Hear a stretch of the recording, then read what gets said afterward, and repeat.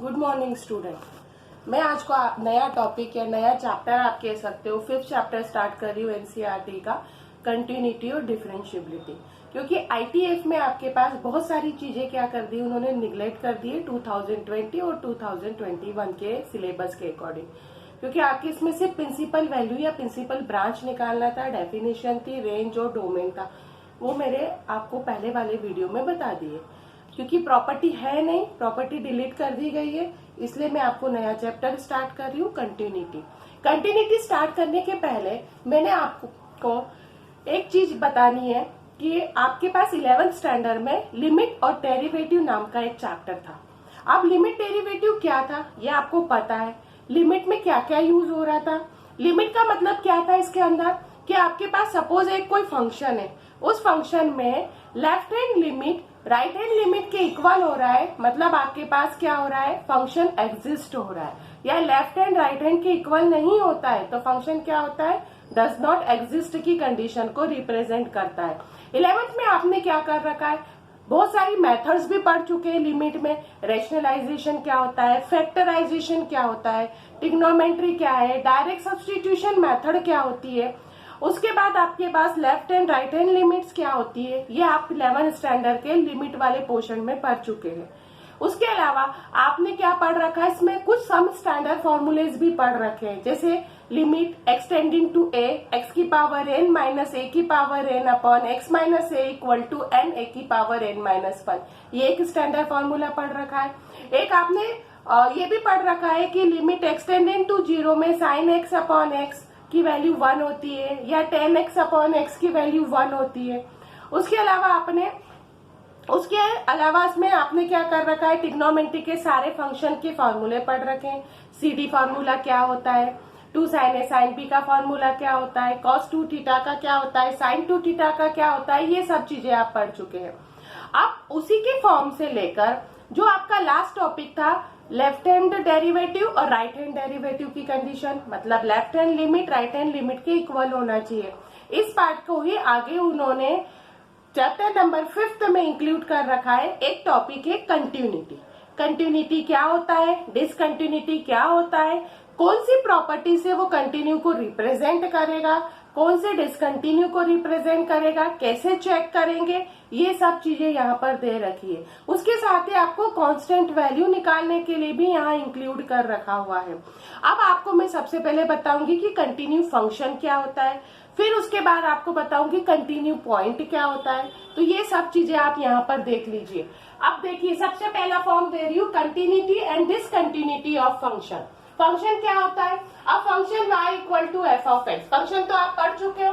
अब function y equal to f of x is said to be continuous is an interval if for every value of x in that interval y exist. क्या होना चाहिए, जो x की value है y को exist करना चाहिए। ऐसा फंक्शन क्या रिप्रेजेंट होता है, कंटिन्यूस फंक्शन को रिप्रेजेंट करता है। अब कंटिन्यूस होता क्या है, तो देखो, continuity and discontinuity of a function at a point. एक फंक्शन एफ ऑफ एक्स दे रखा है, is said to be continuous at a point a. कोई एक पर्टिकुलर पॉइंट हो, ए हो, बी हो, सी हो, 2 हो, 3 हो, 5 हो, किसी भी हो, of its domain if limit extending to a minus f of x, मतलब लेफ्ट हैंड और प्लस को क्या बोलते हैं, राइट हैंड। लेफ्ट हैंड और राइट हैंड के फंक्शन दोनों एक दूसरे के इक्वल होते हैं, तो वो फंक्शन क्या होता है, एग्जिस्ट, मतलब उसको रिप्रेजेंट करते हैं कंटिन्यूटी के पार्ट से। और यदि लेफ्ट हैंड और राइट हैंड दोनों अनइक्वल हो, डज नॉट एग्जिस्ट हो, तो ऐसा फंक्शन क्या रिप्रेजेंट करता है, डिसकंटिन्यूटी के पार्ट को रिप्रेजेंट करता है। इसकी जो स्टैंडर्ड डेफिनेशंस होती है वो तो जब आप करते हो तो थोड़ी सी अलग टाइप की लिखी जाती है, पर जनरल फॉर्म में आप सिर्फ एक ही चीज याद रखो कि कंटिन्यूटी का मतलब क्या होता है कि लेफ्ट हैंड और राइट हैंड लिमिट दोनों क्या होना चाहिए, इक्वल होनी चाहिए। और डिसकंटिन्यूटी में क्या होता है, लेफ्ट हैंड और राइट हैंड दोनों क्या होता है, अनइक्वल होता है। मीन्स आपके पास सिर्फ इक्वल और अनइक्वल की कंडीशन से ही आप बता सकते हो कि फंक्शन क्या है, कंटिन्यू या डिसकंटिन्यू। पर वो भी कैसे, जो आपके पास पॉइंट दे रखा है, चेक करने की प्रोसेस के अंदर दे रखा है, तब आप बता सकते हो कि एग्जिस्ट हो रहा है या डज नॉट एग्जिस्ट की कंडीशन को रिप्रेजेंट करता है। तो ये दो चीजें आपको याद रखना है। अब मैं आपको बताने वाली हूँ property. Property of continue functions. अब प्रॉपर्टी आप अच्छे से ध्यान रखना कि if f and g are the two continue function at a point a, हम ए पॉइंट से ही बता रहे हैं तो हमने क्या लिखा है, at a point a, then अब क्या क्या कंटिन्यू फंक्शन होंगे ये आप ध्यान रखना है, किसके थ्रू होंगे ये भी चीजें ध्यान रखना है। जैसे फर्स्ट केस देखो, एफ प्लस माइनस, मतलब प्लस में दो फंक्शन हो या माइनस में भी हो, इज ए कंटिन्यू फंक्शन। दो फंक्शन का मतलब है f of x plus g of x, इस टाइप से हो, प्लस में हो या माइनस में हो, लिमिट तो आपके पास एक ही है, limit x tending to a form में दे रखी हो, तो ये फंक्शन क्या होगा, कंटिन्यू होगा। यदि इनटू में हो तो भी continue function, at a point a हो रखा है, अपॉन में हो तो भी कंटिन्यू होगा, बट एक कंडीशन होती है कि नीचे वाला जो फंक्शन है वो जीरो के इक्वल नहीं होना चाहिए। जीरो तो नॉट डिफाइंड की कंडीशन होती है, मतलब प्लस में, माइनस में, इनटू में और डिवाइड में ये फंक्शन क्या होता है, कंटिन्यू फंक्शन होता है, पर्टिकुलर कोई भी पॉइंट में दे रखा हुआ है। आपके पास फोर्थ प्रॉपर्टी ध्यान रखना, C F is a continue at a point A, मतलब सी का मतलब क्या है, एनी कांस्टेंट, कोई भी नंबर हो, 2 हो, 3 हो, 4 हो, 5 हो, जो भी कांस्टेंट नंबर है वो भी कंटिन्यू होता है, क्योंकि हम 2 का कोई पर्टिकुलर कांस्टेंट का यूज नहीं करते हैं, उसको बाहर निकालते हैं। तो आपके पास जैसे लिखा है C limit extended to a F of x, मतलब सी को तो बाहर निकाल दिया, इसको सॉल्व कर दिया, तो भी ऐसा फंक्शन क्या होता है, कंटिन्यू फंक्शन को रिप्रेजेंट करता है। मॉडुलस, मतलब मॉडुलस की कंडीशन भी कंटिन्यू फंक्शन को रिप्रेजेंट करती है। उसके बाद आपके पास ये स्टार वाली कंडीशन है, आपको अच्छे से याद रखना है। प्लस माइनस तो सॉल्व करते वक्त भी आप कंटिन्यू को चेक करके बताया जा सकता है। अब इसमें देख लीजिए, ये जो स्टार वाले हैं इंपॉर्टेंट है, इसको ध्यान रखना। पहला स्टार की कंडीशन है every constant function is continue function. क्या होता है, कांस्टेंट फंक्शन क्या होता है, कंटिन्यू फंक्शन को रिप्रेजेंट करता है। अगला है एवरी पॉलिनोमियल फंक्शन ये कंटिन्यूस। पॉलिनोमियल आपको पता है क्या क्या होता है, तो पॉलिनोमियल फंक्शन भी क्या होता है, कंटिन्यू फंक्शन को रिप्रेजेंट करता है। थर्ड वाला है आइडेंटिटीज फंक्शन। आइडेंटिटीज फंक्शन भी आपको पता है कि f of x equal to x की कैटेगरी होती है, मतलब आइडेंटिटी फंक्शन भी क्या होता है, कंटिन्यू फंक्शन को रिप्रेजेंट करता है। उसके साथ आपके पास नेक्स्ट होता है कि every logarithm, exponential, trigonometry and inverse trigonometry function is constant in its domain. किसके थ्रू होता है, डोमेन के थ्रू ही ये कंटिन्यू फंक्शन को रिप्रेजेंट करता है।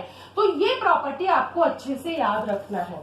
कौन कौन सी है, एक तो कांस्टेंट है, एक पॉलिनोमियल है, एक आपके पास आइडेंटिटीज है, एक आपके पास logarithm, exponential, trigonometry, inverse function क्या होता है, कंटिन्यू इन इट्स डोमेन के पार्ट को रिप्रेजेंट करता है। आगे आपको इसमें एक चीज और भी ध्यान रखना है कि यदि आप ट्रिग्नोमेट्री फंक्शन करते हैं तो इसमें साइन, कॉस, ये फंक्शन क्या होता है, हमेशा कंटिन्यू होता है। कौन कौन से होते हैं, साइन और कॉस एवरीवेयर कंटिन्यूस फंक्शन के फॉर्म को रिप्रेजेंट करता है। जबकि आप कॉसेस और इस फॉर्म में जाते हैं तो वो डोमेन के फॉर्म को रिप्रेजेंट करता है। मतलब कहीं क्वेश्चंस ऐसे होते हैं जो 1 मार्क्स में या 2 मार्क्स में होते हैं, जब आपको सिर्फ सिंपल सी लैंग्वेज लिखनी पड़ती है। लैंग्वेज भी क्या लिखनी पड़ती है कि भाई वी नो दैट, या हम ये जानते हैं कि ये फंक्शन कंटिन्यू है, क्यों है, तो हम इसका रीजन लिख देंगे कि ये प्रॉपर्टी के थ्रू हो रही है या किसी के थ्रू हो रही है। पर कभी कभी क्या होता है, आपको इसमें चेक करने की प्रोसेस के फॉर्म में भी रिप्रेजेंट करना पड़ता है। जैसे ये प्लस माइनस की कैटेगरी हो, इनटू का फॉर्म हो, तो आपके पास कोई ना कोई एक लिमिट दे रखी रहेगी। यदि आप उस लिमिट पे जाओगे फिर उसको सॉल्व करोगे तो आप बता सकते हैं कि ये कंटिन्यूटी है या डिसकंटिन्यूटी के पार्ट को रिप्रेजेंट करता है। मतलब सिंपल सी प्रोसेस में आपको ये चीजें याद रखनी है कि जब आप चेक करने की प्रोसेस है तो आपको चेक करके बताना पड़ेगा कि फंक्शन कंटिन्यू है या डिसकंटिन्यू है, क्योंकि ऐसा एक क्वेश्चन बोर्ड एग्जाम में आता ही है कि कंटिन्यू डिसकंटिन्यू के फॉर्म में आता है या कांस्टेंट के फॉर्म में रिप्रेजेंट करता है। एक बार वापस रिकॉल कर देती हूँ, कंटिन्यू फंक्शन क्या होता है। कंटिन्यू फंक्शन का मतलब है लेफ्ट हैंड और राइट हैंड दोनों इक्वल आता है तो फंक्शन क्या होगा, कंटिन्यू होगा। डिसकंटिन्यू का मीन्स क्या होता है कि लेफ्ट हैंड राइट हैंड के अनइक्वल होगा, मतलब दोनों एक दूसरे के इक्वल नहीं होंगे, तो ऐसे फंक्शन क्या होंगे, डिसकंटिन्यूटी के पार्ट को रिप्रेजेंट करेंगे। प्रॉपर्टी आपको मैंने एक बार बता दी है तो भी बता रही हूँ, प्लस माइनस की कैटेगरी कंटिन्यू होती है, इनटू में भी कंटिन्यू होता है, डिवाइड में भी कंटिन्यू होता है। बस कंडीशन क्या होती है कि डिवाइड वाली जीरो के इक्वल नहीं होनी चाहिए। उसके बाद आपके पास कांस्टेंट फंक्शन भी क्या होता है, कंटिन्यू होता है। सी तो आप कॉमन निकाल सकते हो, तो वो कंटिन्यू फंक्शन को रिप्रेजेंट करता है। उसके अलावा आपके पास सिंपल चीजें याद रखना है, मॉडुलस फंक्शन कंटिन्यू होता है। उसके बाद कांस्टेंट फंक्शन एवरीवेयर कंटिन्यू होता है, पॉलिनोमियल फंक्शन एवरीवेयर कंटिन्यू होता है, आइडेंटिटीज फंक्शन एवरीवेयर कंटिन्यू होता है। But logarithm, exponential, trigonometry, inverse trigonometry function constant continue जरूर होता है, पर किसके थ्रू होता है, इन इट्स डोमेन के थ्रू। आपको डोमेन पता है, रेंज पता है, ये सारी प्रोसेस आपको अच्छे से पता है। मतलब सिंपल से पार्ट में यदि आप ये प्रॉपर्टी याद रखें तो आप ये क्वेश्चन को इजीली सॉल्व कर सकते हैं। एनसीईआरटी में आपके पास एक ही एक्सरसाइज ऐसी दे रखी है जो कंटिन्यू, डिसकंटिन्यू या कांस्टेंट फॉर्म को निकालने के लिए यूज की जा सकती है। क्योंकि आपका सेकेंड पोर्शन में क्या होता है, डेरिवेटिव। क्योंकि ये जो चैप्टर है आपका फिफ्थ चैप्टर है, फिफ्थ, सिक्स्थ, सेवंथ, 8 और 9 मिला के आपके पास 35 किसका होता है, 35 मार्किंग सिस्टम आपके पास दे रखी है। ओवरऑल आप देखा जाए तो आप इसके थ्रू ही पास हो सकते हैं। ये 5 चैप्टर ही आपको सीबीएसई के थ्रू 35 मार्क्स के दे रखे हैं, तो आप इजीली इसमें क्या हो सकते हैं, अच्छे नंबर ला सकते हो। तो इसको सॉल्व करते वक्त आपको बहुत सारी प्रोसेस अच्छे से याद रखनी है। अब इसका जो नेक्स्ट फॉर्म है या कंडीशन है, मैं आपको नेक्स्ट वीडियो में बताऊंगी।